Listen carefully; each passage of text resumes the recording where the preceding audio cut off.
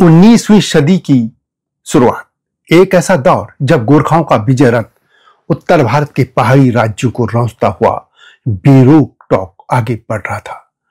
गोरखा सेना, जिसे तब तक अजेय माना जाता था, उसके सामने कोई टिक नहीं पाता था। लेकिन हिमालय की गोद में एक ऐसा अभेद्य और रहस्यमय किला खड़ा था जिसने इस अजेय सेना के रास्ते को रोक दिया। 4 साल, जी हां, पूरे 4 साल तक गोरखा सेना इस किले को जीत नहीं पाए। जब हार निश्चित हो गई, जीत और हार के बीच झूलती इस निर्णायक लड़ाई में एक पराजित शासक ने अपनी सत्ता, अपनी सेना, अपनी प्रजा और अपने किले को बचाने के लिए सारी गरिमा को दांव पर लगा दिया था।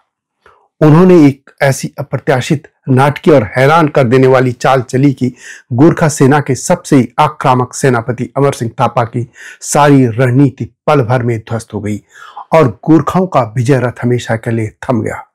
जी हां, यह कथा है उस गुप्त और निर्णायक रात की जब कांगड़ा जिले से एक शासक अपनी पहचान छुपाकर एक साधारण महिला के वेश में चुपचाप बाहर निकला। आखिर कौन था वह शासक और एक महिला का रूप धारण करके उसने गोरखाओं के इतने बड़े साम्राज्य को कैसे चुनौती दी थी? आइए इतिहास के उस सबसे हैरान कर देने वाले मोड़ को जानते हैं जिसने हिमालय का रुख मोड़ दिया, इतिहास बदल दिया था।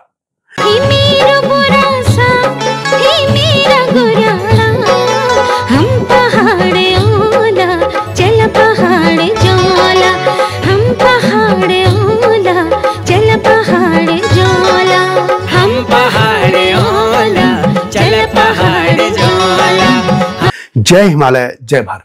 संसार भर में हिमालय लोग यूट्यूब चैनल देख रहे आप सभी का स्वागत है और मैं हूं भारत की राजधानी नई दिल्ली से डॉक्टर हरीश चंद्र लखेड़ा। हिमालय के गोरखाओं की बात करते हैं। जी हां, यह कथा हिमाचल के कांगड़ा जिले की है, कटोज राजवंश के नरेश संसार चंद द्वितीय की।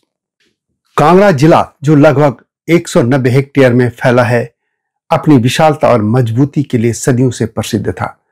नीचे की कांगड़ा घाटी और ब्यास सतलुज नदियों का संगम इसे एक प्राकृतिक सुरक्षा कवच देता था। इसकी ऊंची खड़ी दीवारें घने जंगल और पर्वतीय ढलान से किसी भी आक्रमणकारी के लिए लगभग अजेय चुनौती बनाते थे। गोरखा साम्राज्य अपनी ताकत के चरम पर था। कुमाऊं 1790 और गढ़वाल 1804 को रौंदने के बाद उनकी नजर हिमालय की छोटी और बिखरी हुई रियासतों पर पड़ी। लेकिन विडंबना देखी कि गोरखाओं को यहां खुद स्थानीय राजाओं ने ही बुलाया था। इन राजाओं ने अपनी पड़ोसी शक्तिशाली संचार सिंह द्वितीय की बढ़ती शक्ति से घबराकर और उनके व्यवहार से दुखी होकर गोरखाओं से मदद मांगी। गोरखाओं की अदम्य वीरता की कहानियां पहाड़ों में पहले से गूंज रही थी और अब वे हिमाचल के द्वार पर खड़े थे। इससे पहले नेपाल की 2224 रियासतों को कब्जाने के बाद गोरखाओं ने चंद राजाओं को हराकर 1790 में कुमाऊं पर कब्जा कर लिया था। इसके बाद 1804 में खुड़बुड़ा के युद्ध में राजा प्रद्युम्न शाह को हराकर गढ़वाल को अपने अधीन कर लिया था। गढ़वाल जीतने के बाद गोरखाओं ने सतलुज नदी के आसपास की कई रियासतों, जिसमें सिरमौर और नलवागढ़ हिंदूर प्रमुख थे, इनको हराकर कांगड़ा की ओर कूच किया। गोरखा सेनापति अमर सिंह थापा ने कांगड़ा के शासक संसार चंद द्वितीय को मलमोरिया के युद्ध में हराया, जिसके बाद संसार चंद को कांगड़ा किले में शरण लेनी पड़ी थी। इसके बाद गोरखाओं ने कांगड़ा किले पर 4 साल तक घेराबंदी की। 1804 से 1809 तक यह घेराबंदी चली थी। गोरखाओं ने भोजन की सप्लाई रोक दी थी। अमर सिंह थापा जानते थे कि सीधे हमला करना आत्मघाती होगा, इसलिए उन्होंने लंबे समय तक घेराबंदी करने का निर्णय लिया था। 4 साल, सोचिए, 4 साल तक यह किला गोरखाओं की मानसिक और शारीरिक परीक्षा लेता रहा। किले के भीतर संसार चंद की सेना हर चाल चल रही थी ताकि गोरखा आपूर्ति बाधित हो और वे थक जाएं। थापा की सेनाएं पूरी ताकत झोंक रही थी, लेकिन किले की कठोर दीवारें और संसार चंद की चतुराई उन्हें हर कदम पर चुनौती देती रही। गोरखा सैनिकों की थकान और हताशा बढ़ती जा रही थी, लेकिन किला झुकने को तैयार नहीं था। जब तलवार और ताकत हारने लगी, तब काम आई बुद्धि और छल। राजा संसार चंद द्वितीय ने समझा कि गोरखाओं को सीधे हराना असंभव है। यही उन्होंने इतिहास की सबसे साहसी और नाटकीय चाल चली। चूंकि गोरखा सेनापति अमर सिंह थापा ने कांगड़ा जिले की कई वर्षों तक घेर रखा था, किले में खाद्यान्न समाप्त हो रहा था और राजा संसार चंद द्वितीय की हार सुनिश्चित थी। राजा ने सोचा कि सीधी लड़ाई में हारने से बेहतर है बुद्धिमानी से बच निकलना और सहायता जुटाना। एक अत्यंत नाटकीय योजना के तहत राजा ने अपने शाही वस्त्र और आभूषण त्यागे।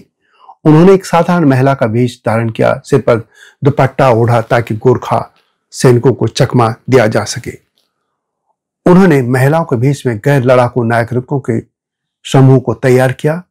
उन्होंने अमर सिंह थापा को संदेश भेजा कि वे आत्मसमर्पण करना चाहते हैं, लेकिन उससे महिलाओं और बच्चों और बुजुर्गों को सुरक्षित बाहर निकलने के लिए अवसर दे दिया जाए।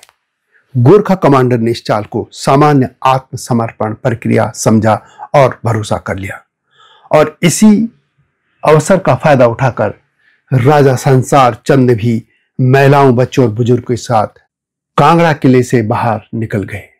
और यही समय था, या वही क्षण था जिससे संसार चंद को अमूल्य समय मिल गया था। इसके बाद उन्होंने सिख साम्राज्य के महाराजा रणजीत सिंह से मुलाकात की और उनसे सैन्य सहायता की मदद मांगी।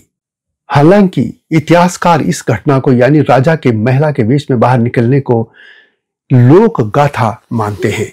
यह कहानी कांगड़ा और हिमाचल प्रदेश की मौलिक परंपरा से निकली एक लोक गाथा है, जिसे इतिहासकार सत्य नहीं मानते बल्कि इसे एक जनश्रुति मानते हैं।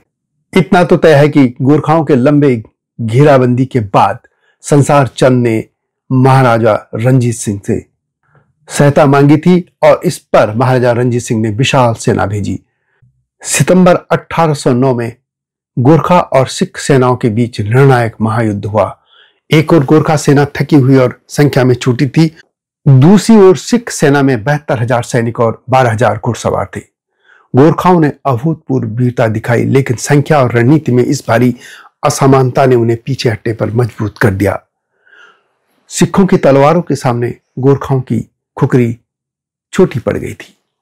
कई वीर गोरखा सैनिक मारे गए या बंदी बना लिए गए और किले पर नियंत्रण अंततः सिखों के हाथ में चला गया था, यानी कांगड़ा किला गोरखाओं के बजाय सिखों के हाथ चला गया था। कांगड़ा किले का यह युद्ध गोरखाओं की हार केवल एक युद्ध की हार नहीं थी, यह गोरखा साम्राज्य के पश्चिमी विस्तार की सीमा बन गई थी। इस घटना ने उन्हें मानसिक और सामरिक रूप से तोड़ दिया, जिसका अंतिम परिणाम बाद में एंग्लो युद्ध 1814 से 1816 के बीच में हुआ। इसके बाद अंग्रेजों और गोरखाओं के बीच सिगोली संधि हुई है और जिसमें नेपाल की सीमाएं तय कर दी गई थी।